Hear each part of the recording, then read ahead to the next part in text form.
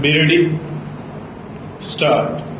It is a fact that sections 227 and 239 provide for discharge being ordered before the recording of evidence and the consideration as to whether charge has to be framed or not is required to be made on the basis of the record of the case, including documents and oral hearing of the accused and the prosecution or the police report, the documents sent along with it and examination of the accused, and after affording an opportunity to the two parties to be heard, stop. The stage for discharge under section 245 on the other hand is reached only after the evidence referred to in section 244 has been taken. Stop.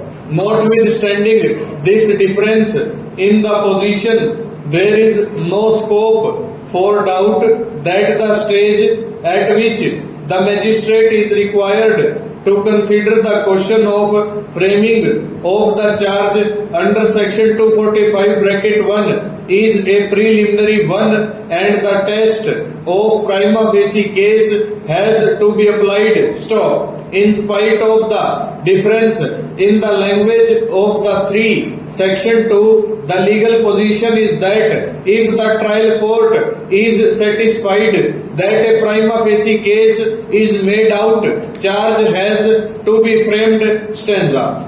Thus, the power of framing of the charge and also discharge of the accused, if no case is made out, vests in the magisterial courts as well as in the sessions court. Stop. This power is to be exercised in the manner indicated in the case of State of Bihar versus Ramesh Singh. Stanza.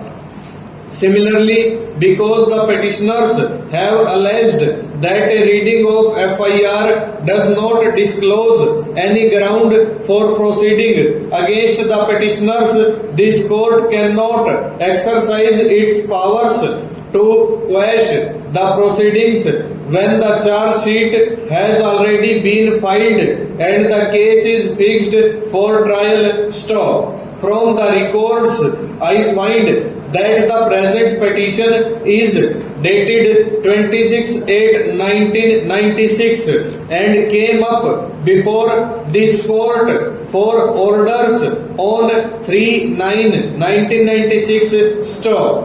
According to the state, the charge sheet has already been filed on 30/8/1996 and the case is also fixed for trial. Stop. Therefore, in such a situation where the case is fixed for trial, this court cannot accept under compelling circumstances exercise its power under section 482 CRPC to quash the proceedings. Stop.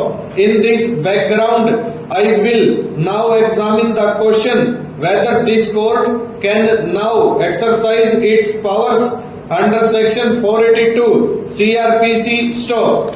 So far as the registration of the FIR for the offences under sections 3 and 4 of the Dowry Prohibition Act is concerned, the prosecution itself did not file the charge sheet against the petitioners under these sections, and therefore there is no necessity to quash the FIR for want of sanction. Full stop. Over.